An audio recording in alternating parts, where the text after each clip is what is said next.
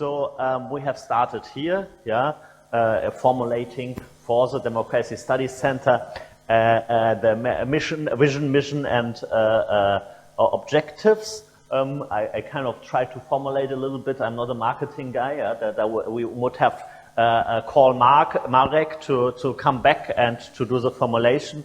But today we will go to the external environment, and then next time jump to the internal environment of an organization. And again, I will do like company level and NGO level in order to make it more interesting for you. We analyze the resources which an organization has: human resources, financial resources, physical resources, technical resources, and reputation. We have been through this a couple of times also for NGOs. For the Democracy Studies Center, what are the most important resources? We have discussed that. I don't want to jump back onto that again. We have discussed the business model of an organization such as an NGO. Today we have Ndiwu. Sorry mate, I didn't find a much better picture of you. I mean, I have some other pictures of you, but more like from times of partying together in Mannheim. So, and this is for those who arrived late, this is my friend and former colleague Ndiwu with his girlfriend Simone. And Ndiwu is from South Africa, and he did his PhD in Belgium. He was, I don't know, on a couple of universities as a guest researcher, among others in Mannheim University when I was there. Good morning. When I was still there, he arrived. When did you arrive? 2 years ago? 2 years ago, he arrived in Mannheim University, and now he finished his PhD like half a year ago, and now he in Brussels University.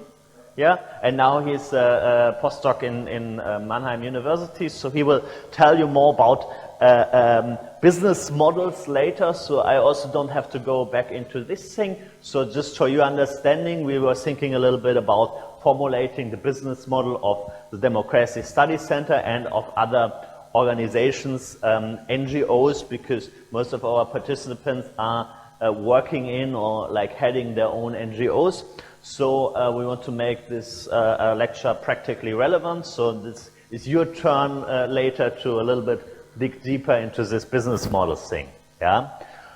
Okay, and we have said the business model and the strategy have to hold an external fit test. Does this strategy, what that a company or an organization, an NGO is pursuing, does it fit to the external environment? What about the competitive forces which are ongoing? What about the present market conditions, etc., etc.? And we will go into that later on in about 10 minutes. I will give you some tools where you can analyze the external environment of your organization, not only of an NGO, it can be also a university or whatever, yeah? So for those who are not in NGOs, that is the thing. Then internal fit, in how far does the strategy, good morning, in how far does the strategy which we want to formulate does fit to the internal environment, to the resources you have, to the brand reputation, etc., etc. That we're going to do next time. And then it also has to be fitting dynamically, yeah, because it can be that you're right now doing exactly what is needed, but in 1 or 2 or 3 years, due to market forces or whatever, this is not the case anymore. Yeah? And you always have to think about, okay, what is this current situation, external forces, etc., so that we also will be in business in 5 years. Yeah. So, how to reach a sustainable competitive advantage? We talked about that. Brands, reputation, etc., etc. And we analyze that. We have to have good network partners. Sorry.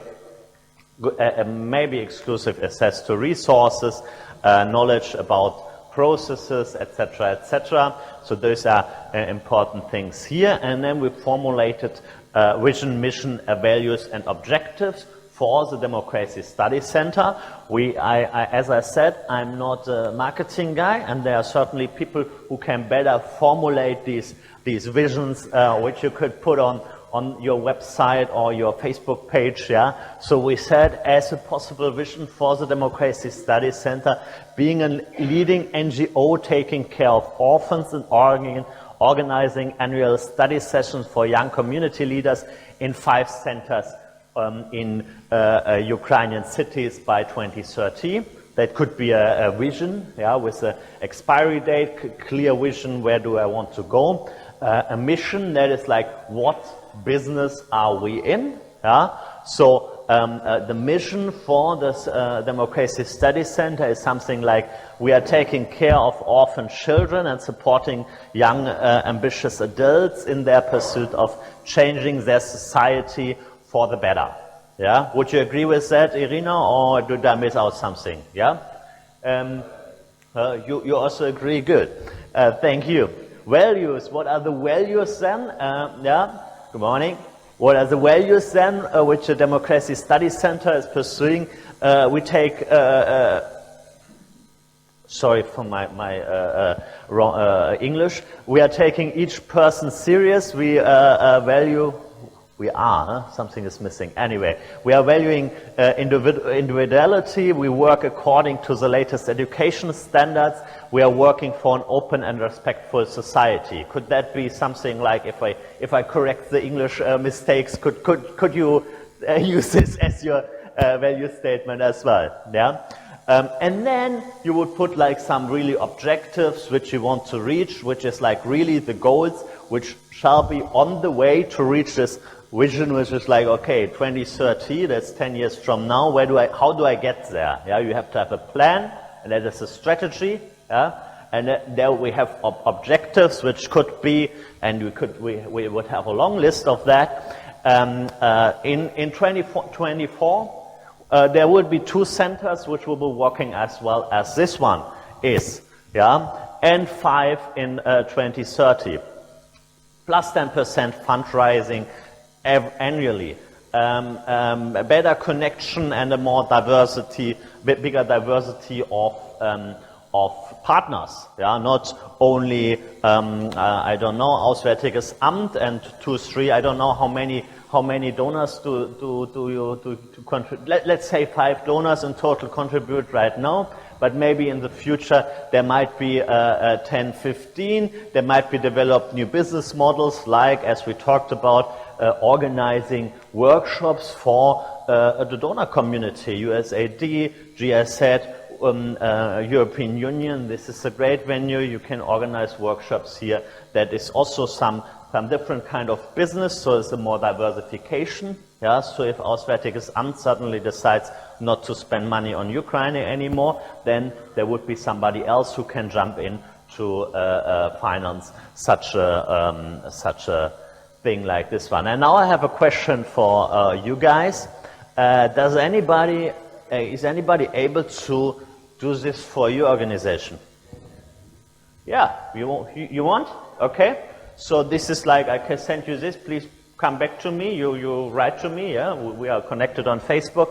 So first, you just introduce your NGO a little bit, just 2 slides. Don't make it too difficult, yeah. And then you try to think and formulate some vision, mission, objectives for your NGO. If in an optimal case, you talk a little bit to some colleagues, and you present this work next time, 10 minutes, yeah. 2 slides about the organization, and then the mission, vision, values and objectives, and you tell us a little bit why you think it's good. Deal? Good? Thank you very much. And this can be, of course, done by each of you guys. So what I want you to do is like also to think a little bit about your organizations and to think, what would that be for us? Yeah, what would that mean for us? And as I said, it doesn't have to be an NGO. It can also be a university or a private business, whatever. Every organization can do this exercise, and it's also very good for you personally a little bit to think ahead and about the future, what you want to reach with your organizations. Okay, so let's come to the environmental analysis. We have also seen this slide before, that in order to formulate a good strategy, in order to reach this mission and fulfill this mission and reach this vision, we need to have a good strategy. And in order to, of course, in reality, these things would go hand in hand with the formulation of vision, mission, and objectives. We have to have good knowledge about the external environment and the internal environment. We started with that before, and now I will go a little bit more deeper into this. We have also seen this thing before, so let's a little bit discuss again what are, for example, the global forces which having an influence on NGOs in Ukraine.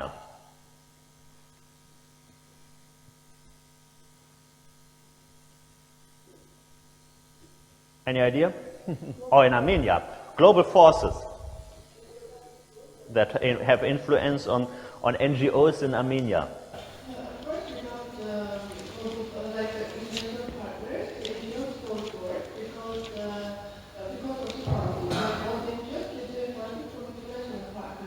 Yeah. They impact the biggest in comparison to the government organizations in Armenia, because the government doesn't provide money. That's why actually those NGOs are there very often, because the government is not fulfilling the roles which you're targeting at, yes? Yeah. But if government doesn't provide money in Armenia, the amount of money is very small, or like very, very small grants, like 1,000 or 2,000. So global forces for Ukraine, of course, is what happened 6 years ago. Yeah. Then, following the revolution of dignity, donor money was pouring into Ukraine. At least for GIZ, I know that the amount we are having to do something in Ukraine has, I don't know, it's a matter of altitude, like what we are spending, or what Germany is spending here, and European Union projects as well, which we are doing. So GIZ, I think, went from something like 20 million to implement to a couple of 100 million, which is implemented right now by GIZ. I know that USAID is very investing very much, and there are many others, yeah. Polish aid, etc., etc. Finnish, I met, Swedish, like basically everybody is here from the West to invest money in Ukraine.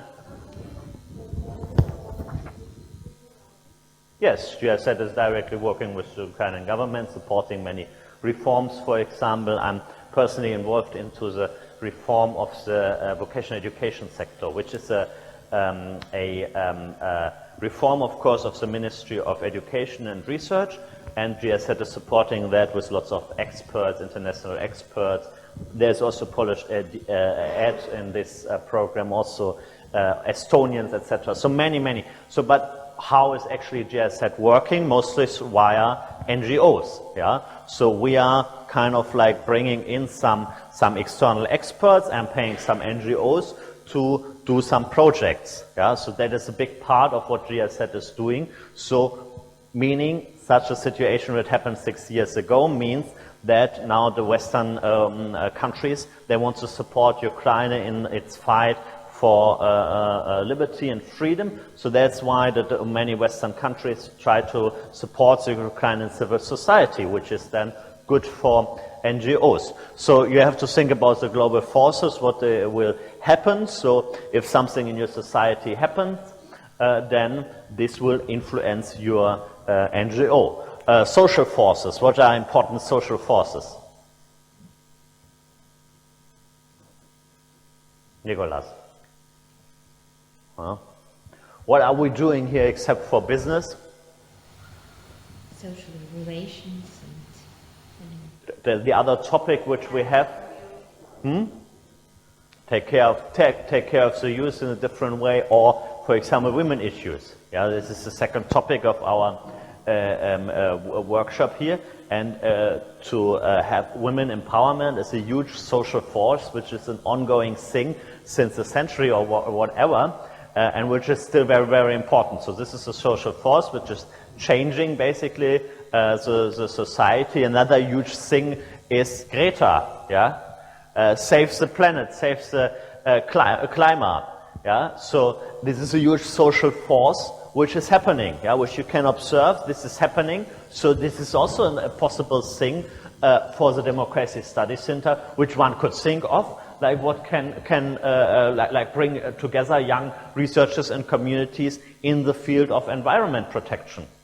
There's also something which is it's a huge thing worldwide. There's certainly much money out there from the donor community to do this thing, to take care of the environment. I think also in Ukraine many people are very worried about that. Like at least when here was the huge smog, especially in autumn, all my colleagues said we have to do more about this. Yeah, so if you bring together those things, yeah, then you already have some advantage there. General economic conditions, it's kind of easy, of course. Yeah, so basically, and as an NGO, maybe it might be against the cycle. Yeah, so if the Ukrainian economy is performing not so good, then maybe you might have access to World Bank funds, etc., in order to support the Ukrainian economy. Or we talked about with Irina before about these women issues. We have this group who's doing female entrepreneurship, a little bit pushing for entrepreneurship, yes.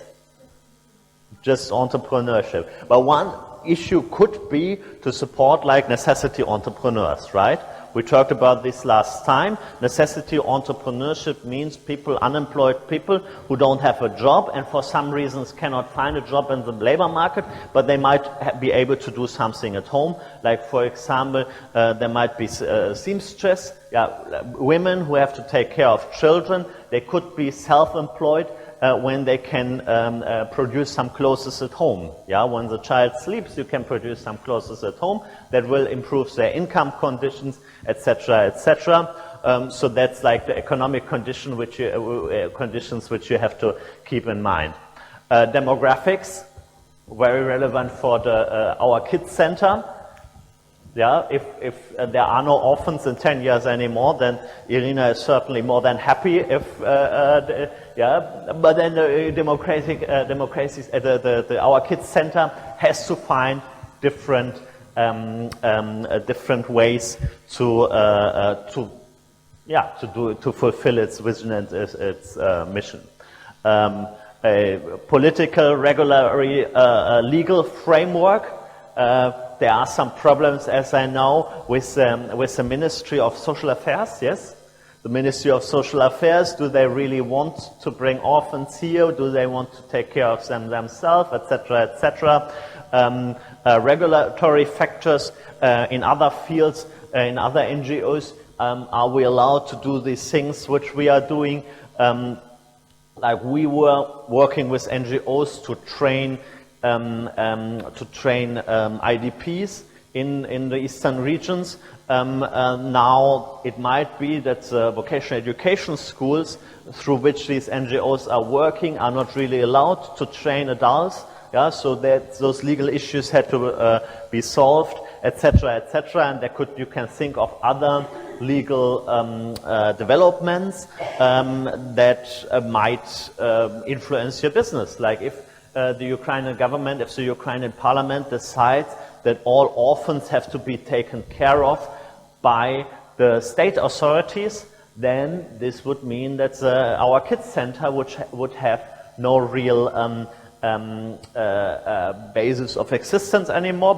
Respectively, one would have to find other ways to do there. And of course, it could be also like a little bit a lobbying thing. So if the Ukrainian states would decide all the kids have to be taken care of in the official facilities, which are, as Irina told me, not really nice, then you could start some social movement and again gather funds for that and work in this direction. Yeah? So all these things you have to be you have to take care of. In the core, we then have the company itself, substitute projects, buyers, new entrants, etc., etc. But this we will do when we come to Porter in a few minutes. So there we will jump in. But before, I want to ask, we have all these things which I can provide to you. But this is basically the definitions. And you want to take a picture, I can provide to you if you want. But if you want, you can take a picture. Okay. What I want you to ask is, and I also will go through the stakeholder analysis, another person here to think about, do the same things like which you will do, to analyze the external environment for your NGO, and to tell us about the stakeholders. Who else wants to have a little bit of presentation of another NGO next time?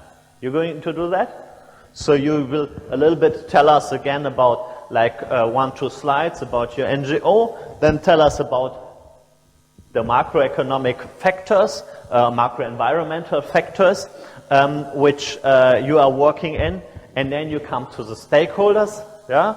So basically, like just 4 slides or something like that, 10 minutes, telling us about the macro environment and the stakeholders which you are dealing with, yeah. And that, of course, is very much interrelated. We see the corporation or the NGO in the center. There are some investors who would invest into the NGO, who gives basically the funds. Yeah, there are competitors, other NGOs which doing similar things, which you can have a different kind of relations with. Yeah, in the market, there might be competition, but there might be also at some points cooperation. In the NGO market, there is more like cooperation because you are mostly working for some social goals, some social aims, and then you normally cooperate with other NGOs which do similar things, especially in a situation which is like right now in Ukraine, where lots of donor money is available, yeah, which might be different in Armenia. How is it in Armenia? Are there many donors who want to fund NGOs? It depends on the scope of the NGO. Like if we are doing research for researchers, the funding is not so much. But for example, if you are doing a project which has a big impact on the societal level, then I can get funding. Who are the most important? Who provides the funds in Armenia? Which organizations? You've said there's GSZ already. Also. Yes, for example, European Youth Foundation is funding a lot of projects related to youth projects, especially social empowerment projects. Yeah. European Union is one of the main partners, but also there are European institutions, but also like embassies, like CFMI, you know it? Canadian, yeah. Well, that's most again Western donor money, yeah. That might be different in Belarus, I suppose. Oh well, I guess in Belarus it's more or less the same when it comes to bigger amounts of money, bigger scope of NGOs. It's more difficult to find kind of funding. But at the same time, there are many small grants for small projects. And what concerns Belarus, you should also keep in mind that in our land you have to register all your projects. They have to be registered in the Ministry of Foreign Affairs. And in case you fail to do it, you will have to work Schwarz, so to say. Black market. Which is kind of illegal. Yeah. Yeah, and everybody knows that neither the European Union or the US like your president and the government very much. So that's why certainly European Union and also different countries they give much they actually spend much less money on Belarus. I know, for example, that GIZ is not directly working with Belarus, only with some regional projects. There's like some projects where, let's say, Eastern Partnership countries, so they are involved, yeah. So there are some small projects, GIZ projects in Belarus, but we don't have an office in Belarus. We have 400 staff here in Ukraine, but none in Belarus. Two of my colleagues, they sometimes fly in and out for some small meetings, and some NGOs there, they might be participating in some wider networks, but that's like really an order of magnitude with, in comparison to Ukraine and I suppose even to Armenia. Yeah, so that's again these global factors. Yeah, another important stakeholder then for you, that's that you have to do this analysis next time and really break it down to your organization. The employees, yeah, who are the employees? Well, how do I make them happy? Because the biggest actually capital of any organization is employees. If there's no Irina and her staff here, then Barbara can gather lots of funds. No, then Barbara will not gather any funds anymore if Irina is not doing a good job here, because then the reputation of the center will rapidly go down. So the employees have to have also good new ideas about how to develop this center further. So that's also a very important thing. And of course, in order to have ambitious, intelligent employees with good relations, you have to make them happy. So the relations of the corporation with the employees are maybe the most important stakeholder relationship. Suppliers, other partners, again, we talked about the event in June, which might take place with some partner organization, and there might be partner organizations which are more welcoming the event, and others which might behave a little bit different. Yeah, so somebody might say, hey, Irina, that's a great idea. You're more than welcome to do this thing. This big event with us. It's great. We have 30 students who will present some work on some important topics, such as women entrepreneurship, for example, in Ukraine and Moldova. And other organizations might ask you, well, how much do you pay? So that's like, how do your partners behave? What are the most important partners of your organization? And how can you work with them? Again, we already talked about this. Of course, all these concepts are not mutually exclusive. Policymakers, we have talked about the relationship to the Ministry of Social Affairs here, which is very important for the Democracy Study Center and our Kids Center, of course, etc., etc. So you will a little bit fill this idea of the stakeholder analysis with regard to your organization. Again, if you need anything, we can also have a Skype call or something like that. We are connected, so you just ask me directly if you need help. Okay? Okay, we're more than welcome. Okay, so any questions so far? How much do we have? Oh, we have one more hour. Good. Any questions so far? No? Okay. You need to be more active. Yeah, I'm bored when I take all. Just challenge me a little bit, huh? Huh? I know it's early. Yeah, Nivu arrived only at 2:30 here. Others also arrived. When did you arrive in the center? At 2 a.m. So, but still, wake up a little bit. I'm feeling bored if I talk all the time. Okay, this we had already. So then we're going to jump into the analysis of the industrial environment, which I was already referring to several times now, to analyze the environment, and I want to give you some other view how to analyze the external environment of a company or of an organization.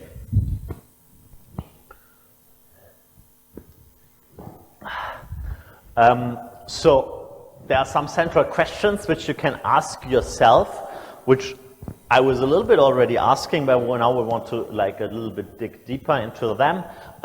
For the case of the NGOs, such as our Kids Center / Democracy Study Center, does the industry offer attractive opportunities for growth?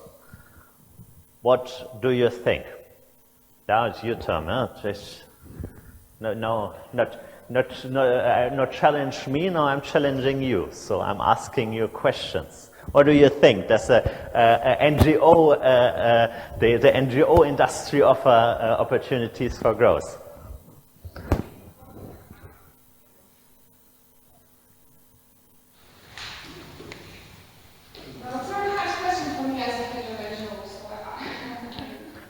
Maybe you can just a little bit repeat what is your NGO doing?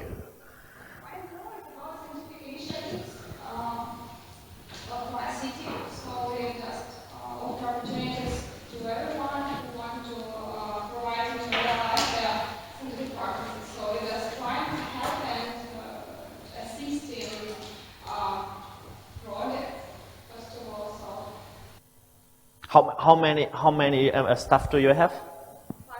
5 people. And which city was it again? Dnipro. Okay.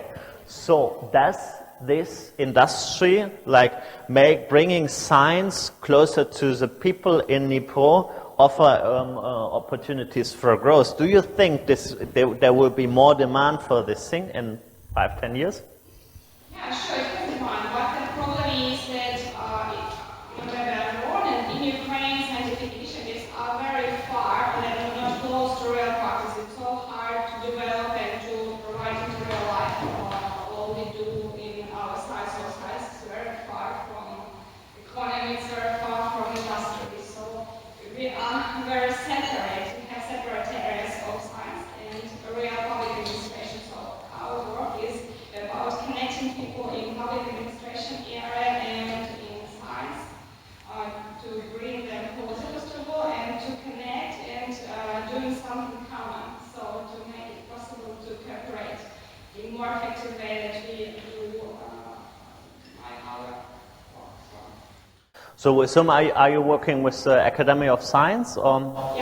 Actually, I'm working in Institute of Public Administration. So we're educating public administrators, future public administrators, from master's degree to and then science.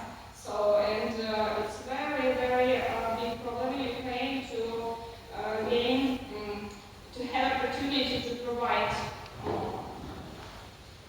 our results maybe.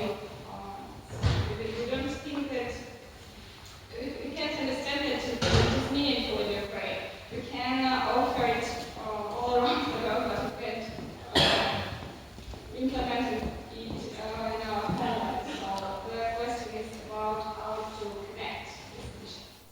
So it seems to be there's a huge need for what you're doing. Yes, but we have no financial support, so we try only to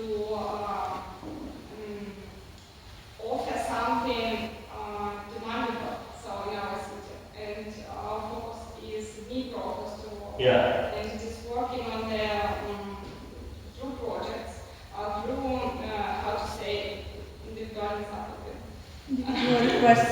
Yeah, individual request of our public administration bodies. Before city council, so we have offer something they need. So. Okay. And our work is to find people who can provide this. I can tell you I was on a World Bank presentation of some papers for the future of Ukrainian technology and tech. That's basically technology transfer, what you're doing, like to bring the technology which is developed to the real economy. And this is one of the key topics what they also talked about, which is very highly needed for Ukraine. Of course, it's a Soviet legacy which kind of divided research and business. So there's a huge need to jump over this gap. In my perspective, and also some very intelligent people who did this presentation and this who wrote this paper. Normally, when the World Bank does such things, some people will listen to them. And I was listening carefully because we are thinking about pushing more in this direction. So maybe we can even talk about that next year with our new project, because I think this is very important for Ukraine and also for the Ukrainian development of innovation in Ukraine.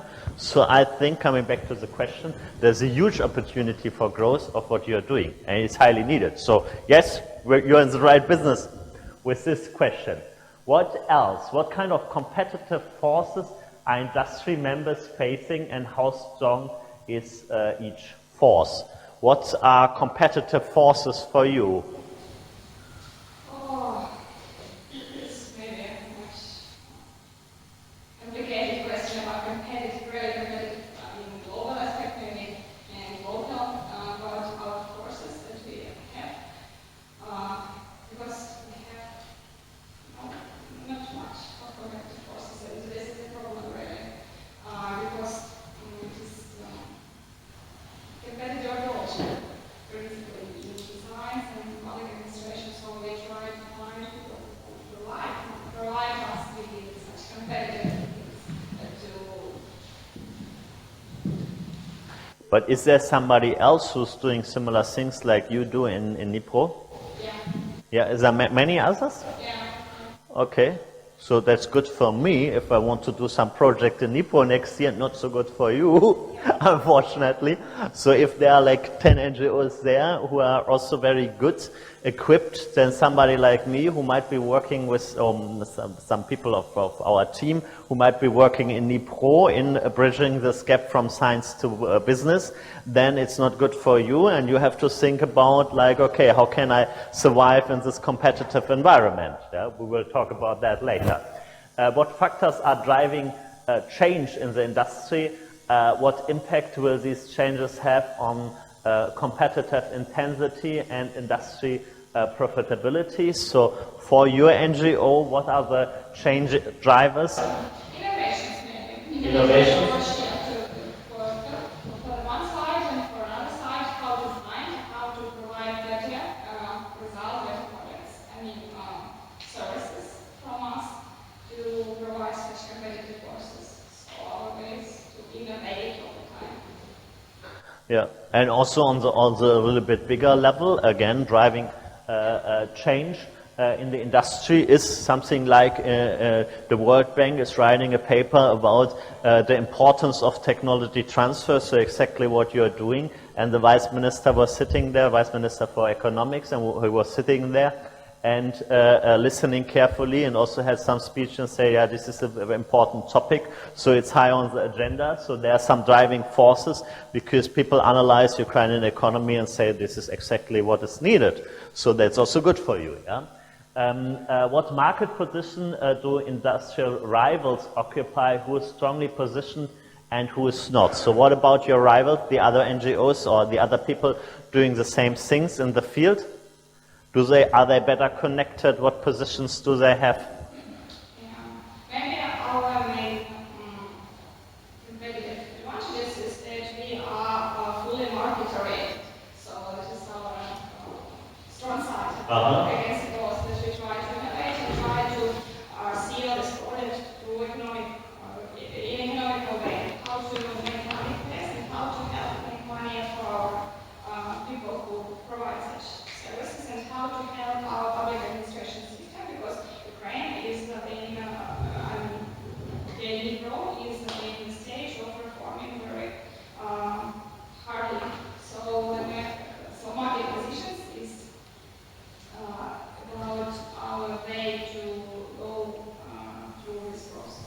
And your competitors, who are they? Do they have, how they are positioned? Your competitors, other organizations which are doing similar things like you do. Yeah, but we try to find, every time in the research, we try to engage and engage with people. So to provide our competitive forces. So it's our way. And what strategic moves are your rivals doing? Maybe our strategic moves is No, not you, but the rivals, the others who are doing similar things like you do.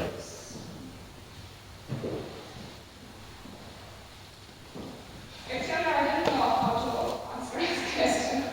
So there might be, one thing might be like, be present on these World Bank meetings where there are some donor organizations and try to meet some donor organizations. If you see your rivals are doing that thing, then they are in a good position to gather funds for the next years. And if you don't do the same thing, then you fall behind. Yeah, and on the other side, that could be also a strategic move for you. So it's just things how you can think about your NGO, and other NGOs, about your market, your rivals, etc., etc. And there we go a little bit more deep into this thing. Yeah. So let's define growth. What is the current market size? How many units do I sell? What is our turnover, etc., etc.? What is the most important thing which we want to do? What is the past, current, and expected rate of growth of the market, of the industry? I said, in my view, what you are doing is highly in demand, and it will be growing in the future, in the coming years. Of course, some markets are growing at this rate, and some markets are growing at different rates. So you are kind of like the bigger market that you are in is the NGO market, yeah? And there's limited donor money around there. So it's not only what is happening in technology transfer in NIPRO, but you also have to think about, okay, how much will there be for the next couple of years? So if something bad happens, like the war in the East, then more donor money will go to an emergency aid, yeah, and not so much in upgrading technology, yeah, because if people are starving and do not have any shelter, then building houses and bring them in houses and provide some food for them is much higher on the agenda of the donors than to push for technology transfer or for some meetings of young community leaders like this one. Irina, did you have in 2014-15, did you have also these kind of programs or only later? So the center is working since 2008. I'm here for 3 years, but in 2014 it was double amount of kids here and from Ato area for rehabilitation because they urgently need of course shelter. Yeah. So it was up to 80 kids here. Yeah, but this program here, which we have here with the young community leaders, did you have this? Yeah. So that's actually, that totally makes sense, because in 2014, when there's a huge crisis in the Ukrainian economy, there will be lots of kids to be taken care of. So in this case, the donors will be interested in supporting these things, like taking care of orphan kids. And now the international community thinks about, and the government also thinks about, supporting Ukrainian economy to grow. And then we need technology transfer, then we need technological upgrading, then we need innovation in the economy. So that's, I hope that Ukraine will go on like this. So let's suppose nothing bad happens in the coming, in the next couple of years, and then you are basically in a good position to have more growth in your market. So in economics, we're talking about industrial life cycles. There's always some development which might stem from some inventions, but also in the case of NGOs, it of course stems from some political events, such as what happened 6 years ago. Then there is some introduction of a new product, for example, like a new innovation. There's usually a growth phase, because in the introduction phase you normally have to first try out what is interesting for the markets. Then the industry might be growing. Like, for example, when something bad happens in the society, there might be lots of orphans, also from, let's say, maybe taking care of kids in the East would have been even more necessary 5 years ago, because there might be some people who have been killed in the fighting, etc. So having such a center in Dnipro, Kharkiv, Kramatorsk 4 or 5 years ago would have been very, very important. Then there's a maturity phase in every industry, and afterwards comes decline. And as we already agreed upon, Irina and everybody would be happy if the services with regard to our kids would not be needed anymore, because there are no orphans anymore, because either there are no people dying in the conflict, and on the other side also maybe parents will adopt those children. Yeah.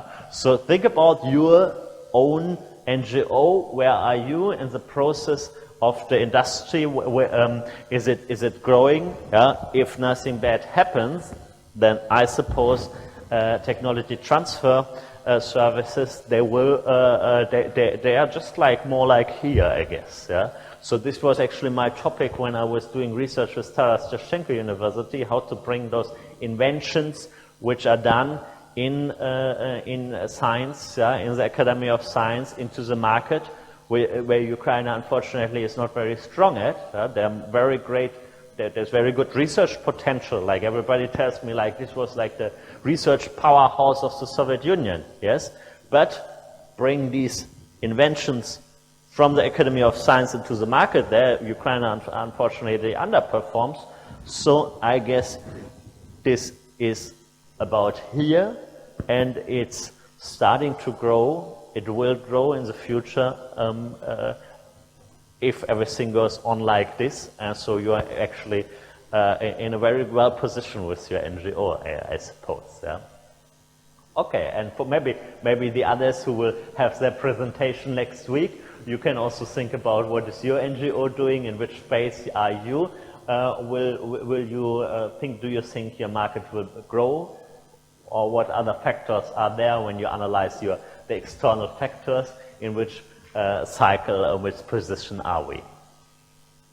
We see in general lots of developments in economics and business. Like, for example, the life cycles of products is shortening very much. Yeah, like in medicine, nowadays the life cycle is something like 20, or nowadays this is 2000, so 20 years ago. Yeah, so probably now it's even shorter. But I just wanted to show you this development, and this is the nice statistics which I have, which shows 70 years ago, the life cycle of one drug was something like 23 years. So one drug was used for 23 years. Now it's used for 7 years. Yeah? So industries are changing, societies are changing. In food, it's even faster. If you develop some new food, that might be 4 years. Toys, cosmetics, etc., cosmetics is 2 years. So if you're in the cosmetic industry, you're not selling like you did in 1950. You're not selling your newly developed product for 12 years, but you're selling your newly developed product for 2 years. Yeah. So these are some changes which we see in many business situations. It might be so also for the NGO community. I don't know so much about the history of NGOs in the world, and especially in Ukraine, but this is also something which you have to think about, especially in this new world where everything is much faster. Also public attention is much faster. So things which are en vogue now might be en vogue, not any more interesting tomorrow. This is this thing like with Greta, yeah. So I didn't see Greta for a couple of weeks. Why? Because of this virus from China, yeah. Now everybody is only talking about Corona. By the way, did the Ukrainians arrive in the shelter finally? Okay. I will explain you guys later about the travel. Okay, I will not explain you guys later. Okay, so Greta is gone. Now is Corona, at least on the German media. I don't know about Ukraine. Of course, this movement for a better environment will not be not vanish, and climate change is still ongoing. Like Nivuhu and Simone, you might have wondered about these temperatures we do every day. Yeah, so this used to be -15, -20 degrees in February in Ukraine. I was promised a real winter when I came here. Yeah, snow and everything for several weeks, but we had snow like what, 3 times, 4 times this year, and the next day everything was gone. So this is not a typical Ukrainian winter. So everybody understands that. So now we're kind of happy of global warming, but in summer when it will be 35, 40 degrees, we will be unhappy, and then we will remember Greta and that it's still important. But what I wanted to say is more like, okay, that the changes in the society, they are happening much faster now than they used to be. Yeah, and you always have to be prepared for the next coronavirus to come up. So if you are Greta and lobbying for or against global warming, then think about you have your 5 minutes on television, and that's where you have to like also do something meaningful, and that's when you are an NGO and do something important at that moment, and you have your 5 minutes in television, then you have to also make this a success right now, and try to find people who will support your ideas and your issues, and don't wait for another 2-3 years, because then the moment you had might be over. Okay, so let's jump into this. So we can analyze basically different spheres, and not everything here would be totally fitting to NGOs, but it's still things which you can think about. There's some rivalry among competitive sellers. Yeah, so your competitors who also want to say, so there will be some rivalry among competitors in the same field, and we will have a couple of things which we will think about, which are important for this rivalry in this field. There are firms from other industries who offer substitute products. Yeah, everybody know what a substitute product is? What is a substitute? Anybody? Yeah, you know it, I know. Then you might explain them.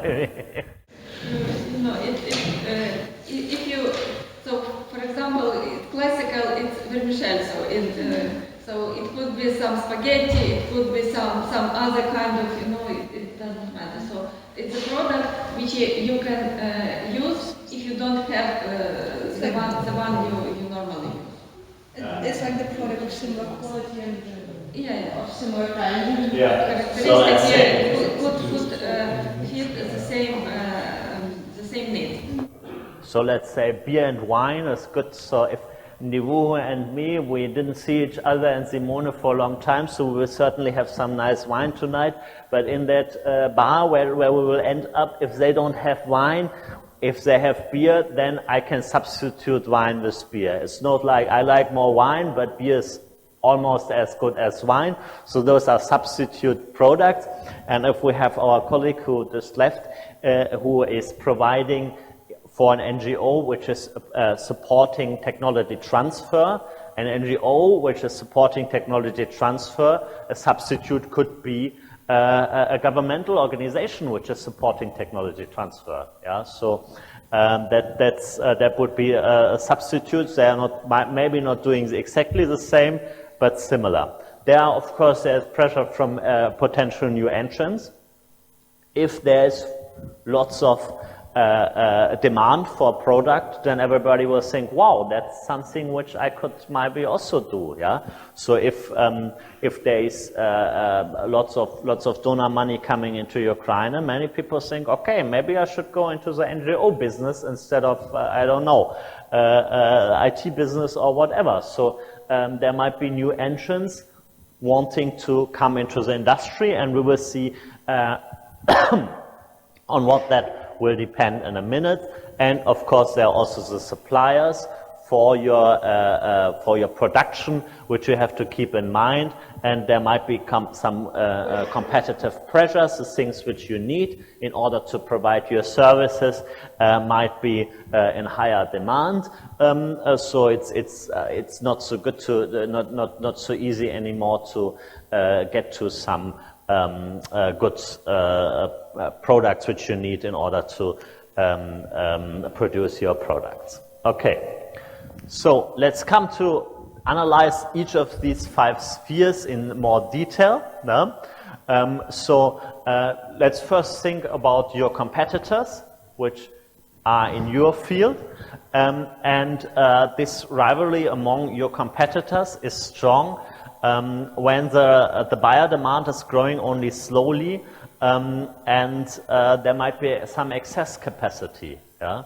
So as we saw this industry life cycle, if you are just in the beginning, then the demand might grow fast. I don't know what USAID is doing with regard to technology transfer, but I know that this will be important for us next year. So the demand for such services in NIPRO will probably grow. But if you are already on the top of the hill, yeah, if you have lots of capacities, if our kids center is one out of 50 centers around this area taking care of orphans, but there are no orphans or less orphans in the future, and others have also capacities, they have nice places to take care of those children. That means there's excess capacity. There are places for, let's say, 1,000 orphans in all over Kiev, but there are only 800 orphans all over Kiev, so that means there's not so much demand for these services. Yeah? So you should think about this life cycle. Where are you? What are your competitors are doing? Is there a demand and do they have excess capacities? Yeah? Then another thing is like if the buyer's switching costs are low. What are switching costs? That's a cost which you have to switch from one product to another. So let's say this thing here, the Apple, they have lots of things. If I change now to another mobile, it's not only that I have to get used to how to use it, which will be not so difficult basically, yeah, because the apps are somehow working similar. But I have my iCloud and everything which is like currently updated. So if I go to, I don't know, Samsung or some other mobile provider, I cannot have all my things on my apps directly installed on this one. So this is switching costs which I have, which let me stick to the Apple mobile because I decided to do so. What are switching costs for the customers of an NGO?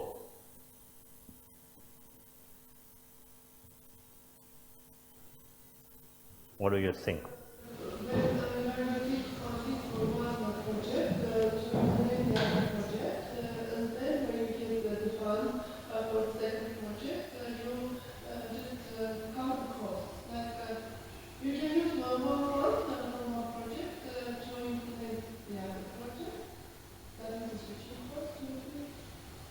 No, it's not about another project, it's about switching from one NGO to another. Like if somebody like us, like GSZ, wants to do a project with an NGO, then we will have switching costs because we have some certain things how to use the money. You're the head of an NGO, you have to like really show us that you really use the money which GSZ gives to you in a way like not giving any bribes, etc., but really paying somebody for the things we want to have. Our kids center, GSZ is not in this area, but if you have something, some donor giving money to our kids center, Irina has to show exactly what she did with this money. I paid 5 people who are taking care of these kids, and each of them paid their taxes. I have, yeah. Switching costs are because provided among companies, not within one company. In this case, it's the buyer. Yeah, if I switch, so if I know that Irina is doing it very well, and she already, like every report, financial report looks differently. Yeah, so USAID does want something different from GSZ, etc. So once I start a project with our kids center, then I will send our financial experts, and they will explain how to do this reporting, and then they will do it in a good way. So this is some switching costs already. Yeah? So you have some standing relationships, like the NGO which you are having has some knowledge about how to do a project for GSZ. The next thing is we have to show to our donors, like, yeah, we are not like, we are just the implementation organization, we as GSZ or USAID, we have to show to the German government or the European Union that we do a good work. And we means we are implementing these things via an NGO. So if this NGO is doing a very great project, and I know that it's doing a very great project, it's not channeling money to somebody whom I don't want this money to have, etc. This is huge switching costs for a donor organization, for an implementation organization. So then, I suppose for NGOs, the switching costs, especially when you do a good job with regard to reporting and with regard to the topic which you're doing, like if you take care of children, then this is huge switching costs. If they are doing a very great job in all of these things, I don't want to go to somebody who I don't know. So this is switching costs for your customers, kind of. So in a case where switching costs are low, where everybody is providing the same service, then this will be a problem for you. For example, if the Japanese gives money, Japanese requires that you have to run 3 reports from 3 different suppliers in order to offer the lowest cost.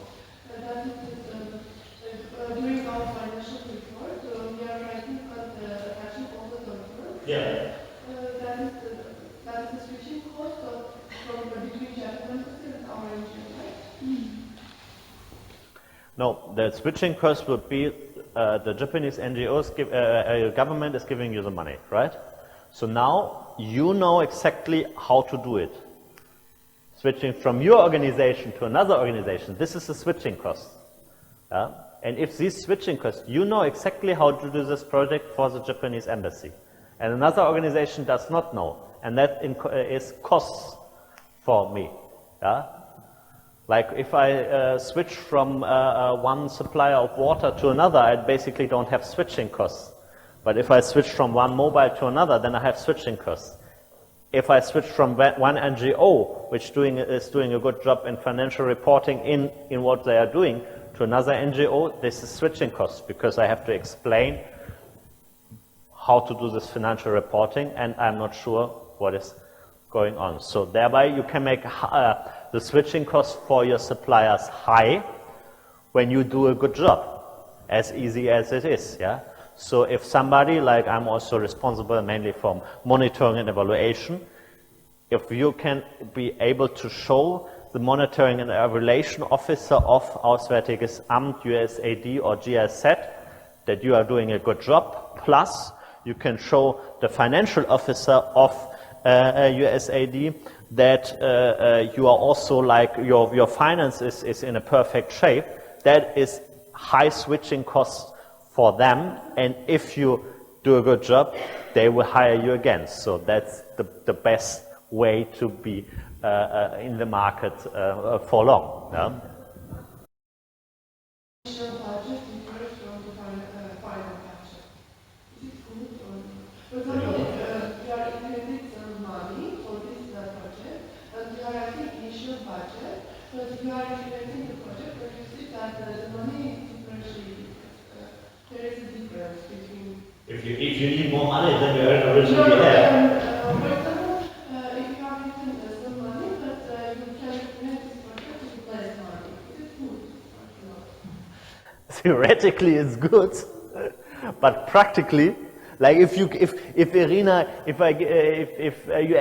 gives Irina $1 million and to take care of 50 children, and she can do it for $800,000, that would be, of course, great job, Irina. But unfortunately, there are some things like budget constraint in the donor organizations.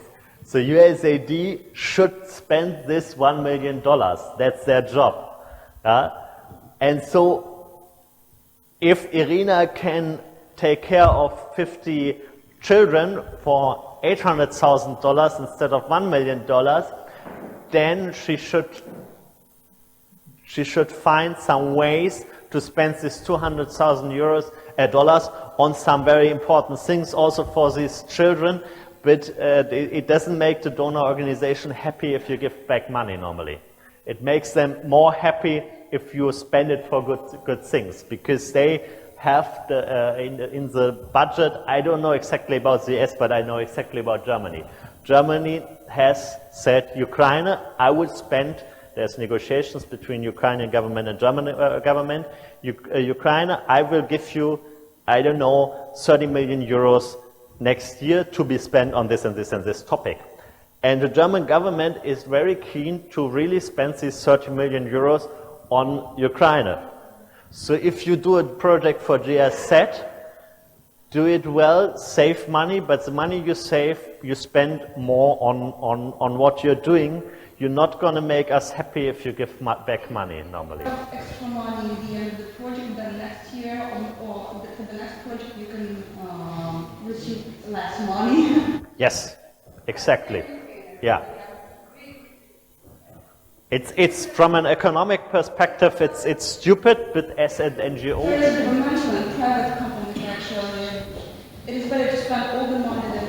Yeah, it's as stupid as it is. It's same amount for the next year, for the next year. Yeah, it's a weird economic incentive, but as easy as it is, you are in the NGO business, so you spend the money which you plan, not more, but also not less, and that will make the donor happy. According to the plan, everything, yeah, and that will make the donor happy, and not if you give back money. Okay, next point, where have we been? Products of the industry are commodities or else weakly differentiated. That means, in this case, if the products which you offer you can get everywhere, yeah, then this, the rivalry will be high. If the products which you offer are very unique, then the rivalry will be low. Like if Irina and her team, due to many factors which we already analyzed, is able to organize this democracy study center in a way that nobody else is able to do it, then there will be not so much rivalry for the next project. Yeah? If everybody can do it like the democracy study center, then it will be difficult to get the next project running. If there are many competitors who are doing similar things in the same size, then this also means there's high competition. And if rivals have emotional stakes in the business or face high exit barriers, that also makes the rivalry in this business more important. So what is an emotional stake? It's kind of like, let's say that this center is now, our kids center is now, I think 25 years, Barbara told me, yes? Since 2008. Okay, but Barbara is active. It's her work with Ukraine. Okay. So, but Barbara has a very high emotional stake, I suppose, in Ukraine, and she will she wants to continue this work. So she has a very high emotional stake in this business. So she probably won't go out of doing this anytime soon.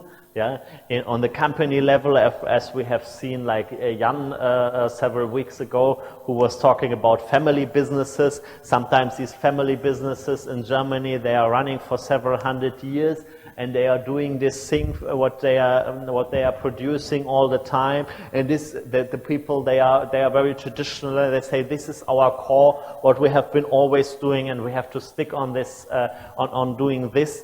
And then it's difficult for newcomers to fight them. Yeah. Exit barriers, also clear. If the taking care of orphan children is the only thing what the center knows to do, then it probably will not exit unless it's totally bankrupt. Yeah? Because then it will cease to exist. Yeah? So we're in a ideal world where in 2030 taking care of orphan children in Ukraine is not anymore needed. There's still exit barriers for the centers. So if those are high, then they will stick on. Yeah? Unfortunately, the situation is vice versa. It's a high demand, and it's higher and higher every day because of the institutionalization reform. Governmental orphans need to be reformed, closed down. And all these kids should go either into family forms or family-like forms. And we are family-like environment and families, and that's it. So, and several organizations like ours were closed down during 5 past years. So we are very less of us. We are probably 5 in Kiev, and probably 5 more in Kiev Oblast, and we have huge number of kids. And last week we had a meeting with social service of Kiev City, and they are going to close down orphanage in Mayakovsko, and they have 80 kids to put somewhere, and we simply do not have enough places. I mean, we don't have enough money to create more places. We have buildings, but we have to take care of it. And demand is huge. So donors are problems. Which is maybe sad for the society, sad for the children, but on this other side, good for our kids center, because there's still demand. You need money, you need donors, but when you can show, look, there's like 1,000 kids to be taken care of in the whole of Kiev and only places for 500, then in the medium run, if you know something about marketing, which Marek did 4 weeks ago, then somebody will probably help you. So that's good for the center. Yeah? Okay, so what are strategic answers? Analyzing the market where we are in, or the rivals in the market where we are in. No, I should use another, sorry, another colors there. Sorry about that. Strategic answers might be try to avoid competition over prices, yeah. Quality differentiate from the competitors is mostly better, especially in the NGO business. Like I can tell you that it's of course, quantity also makes is important, but quality is maybe higher. At least for GSZ, I'm pretty sure that quality matters more. So better to compete to offer the best quality in your work. Yeah. So if you offer good tech transfer services in Dnipro, and you can show that that you're the best in Dnipro, that is what we are looking for. And not so much that you can say, okay, I brought like 50 people from Academy of Science into being entrepreneurs. I would rather ask you that you find 10 who are really now having a business which is growing, yeah, and which are very good. So quality over quantity. In this case, for NGOs, I would say that's like as a general rule for NGOs. Yeah, better highlight quality and not price. Yeah, don't tell me, okay, I will make another 100 former Academy of Science people, entrepreneurs, and I will tell you, okay, I bet with you that then 95 will fail. Better to go for 10, but make them big. Yeah, so that's, you have one, okay. You have some time, yeah, when we meet next year in Dnipro with my colleagues and I introduce them to you, you might have 5 yeah, so better to have really, so quality over quantity, yeah. Very close to that, differentiates through product characteristics, show that the thing what you are doing is better than other products, not cheaper. It's better, and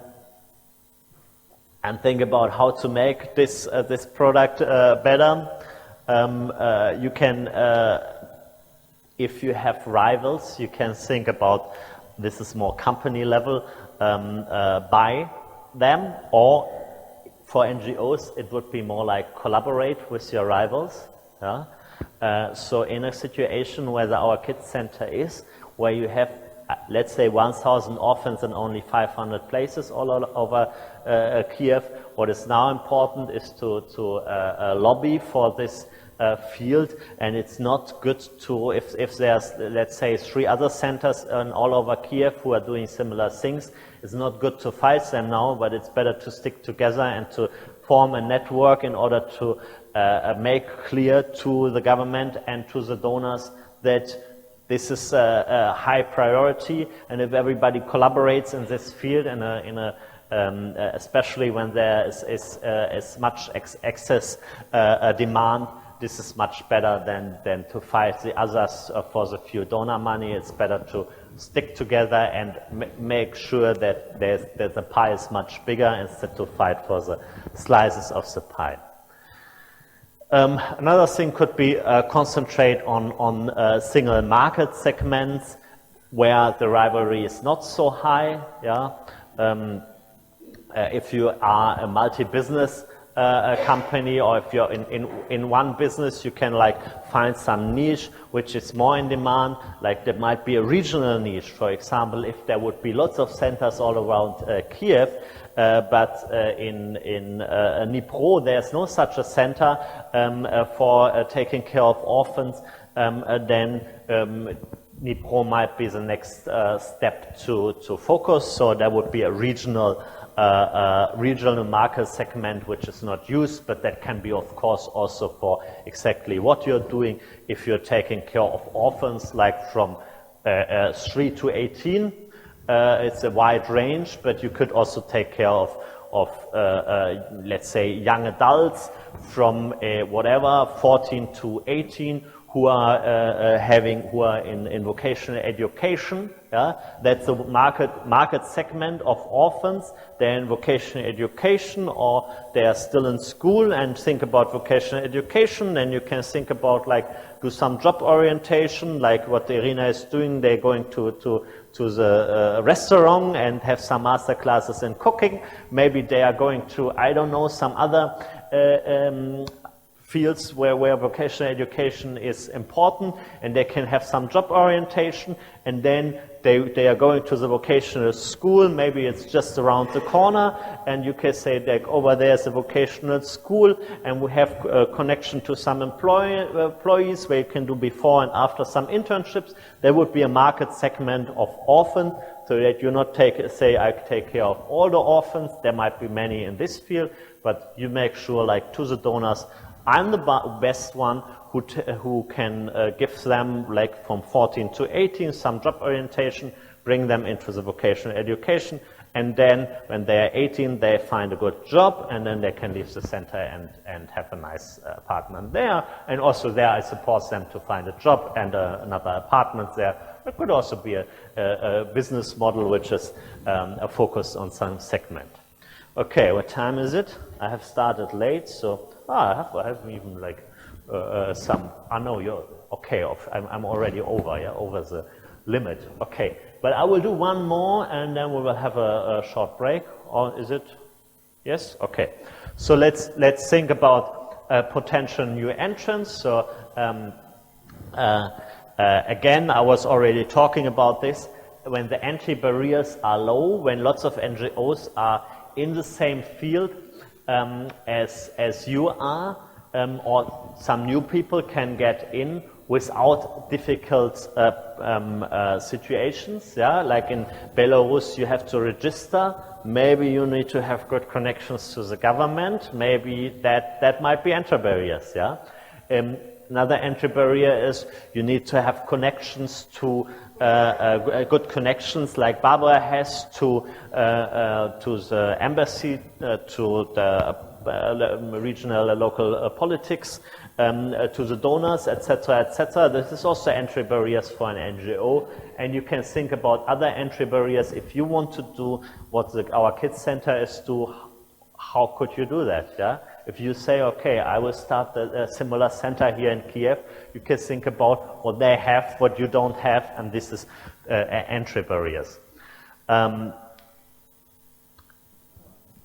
There's less competition if industry members are unwilling or unable to strongly contest the entry of newcomers. Yeah? So if somebody comes around the corner and and those who are already there in this segment will be fighting the newcomers, that will be difficult for the newcomers.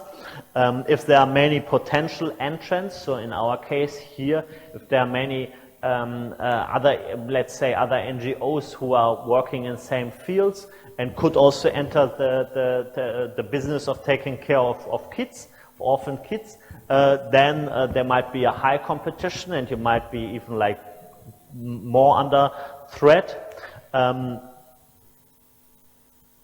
If the existing industry members are looking to expand their market share by entering new product segments or new geographical areas, if there are many centers in Kiev but none in Dnipro, Irina and Barbara decided to start such a center in Dnipro. But there are other centers also with good networks, good connections, and they also will enter Dnipro, then this will be more difficult. So maybe they have good connections in Dnipro, but you have also good connections in Kharkiv and they don't. So maybe it's better to start in Kharkiv or Kramatorsk than in Dnipro where everybody has good connections maybe. So just think about what are the connections of your competitors. If everybody has good connections to Dnipro, but you are the only one who has good connections to Kramatorsk, you better go to Kramatorsk if there's also some need. The buyer demand is growing rapidly and newcomers can expect to earn attractive profits without inviting a strong reaction from incumbents. That is, the demand for NGOs was growing rapidly through the last years, especially like, let's say, 15, 16, 17, yeah, when after the conflict started, there was lots of donor money coming in, so there are many NGOs have been founded in this period. Not all of them were good, and not all of them should have gotten money, I can say now from my own experience, or from our experience, yeah. But it was kind of like, it still is somewhere in the east, if you want to have a project in Kramatorsk or in the Azov Sea region, there's lots of donor money basically lying on the streets, so the people are desperate for looking for NGOs who can implement that, so it's basically easy to enter this business, yeah, which is doesn't make the product much better. And of course, if the industry outlook seems stable and not risky or uncertain, again, these things in your business as an NGO can be planned very far ahead, let's say at least for a couple of years, because how does it work when Germany and Ukraine agree on something. The projects are coming for a couple of years, so we are starting our new trade support project in May. This is something which has been agreed upon in the government negotiation 2 years ago. And the government negotiation, that means the minister is sitting there with the minister. So basically it has agreed upon before the government negotiations, and then you just present the projects. So you know very far ahead what is going to happen if you have good connections to the donor community. So the outlook for NGOs in Ukraine who do a good work working with the donor community looks quite stable. So, but you have to analyze this, of course, all the time. And this is the last thing which I'm doing before we have a small break, and then it's Ndivuhu's time. So what are the strategic answers which you can have on those potential new entrants? You can and you should invest in a stronger brand image and customer loyalty. That's what I already said many times, that you have to make clear, not only do a good job, but as Marek said last time, you have to also everybody know that you're doing a good job. So build up the brand is very important, and to create loyal customers, make your customers happy with what you're doing. Like we have to publish nice papers and do good projects so that the Democracy Study Center as a brand can show this is what we did. There are some nice papers, some nice projects out there, and then next year there might be somebody else who wants to finance it, or the Auswärtiges Amt will do another round, or the Ministry of Education and Research in Germany, which is now very much interested also to promote research, as I know. So that might be another thing which could be the way ahead for the Democracy Study Center. Strengthen entry barriers through patenting. We don't have patents here in your field, but again, it might be the entry barriers for others are much higher if you do good work and if you develop a good brand. And you can also create alliances with producers of complementary products. What is, Irina told us, what is a substitute, what is a complement?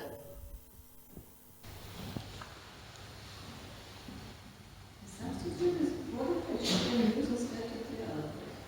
And a complement? Yes. It's a project which will be used together with some other products. Right. So if Ndivuhu and Simone and me, we are drinking wine and we don't have any food, that is not a good idea. Because then tomorrow I will be in a bad condition coming back here. So it's better to have wine or beer, which are substitutes, with some food, which is a complement. So together, food and some nice drink. That is good, but having only one of them is not so good. Or a car without tires, those are perfect complements. You cannot have a car without tires. So what is a complement then for an NGO, for what you are doing here? Might be, for example, some job orientation when we go into the segment of kids between 14 and 18. Who will pursue a career in vocational education school. There might be the vocational education school is actually a complement. I don't know if you have any here, but let's suppose there's one close by and you have good relations with them and you can send your kids there. That is a complement to the business niche of providing good life, good education for those children, and you have good connections with them. Employers are another thing. If you have good relations to the restaurant where we had dinner in, when was it, December, yeah? With Barbara or November? I don't know. with Barbara, we had in this very good Georgian restaurant a nice dinner, and there the kids are going, they learn how to make what? Khachapuri? Khachapuri and khinkali. Remind me, we have to try khachapuri and khinkali. Those are my last words for today. No, not my last words, but my last words on this lecture. So next time we will start with that. So let's have 10 minutes break, and then it's Ndivuhu's time. Thank you.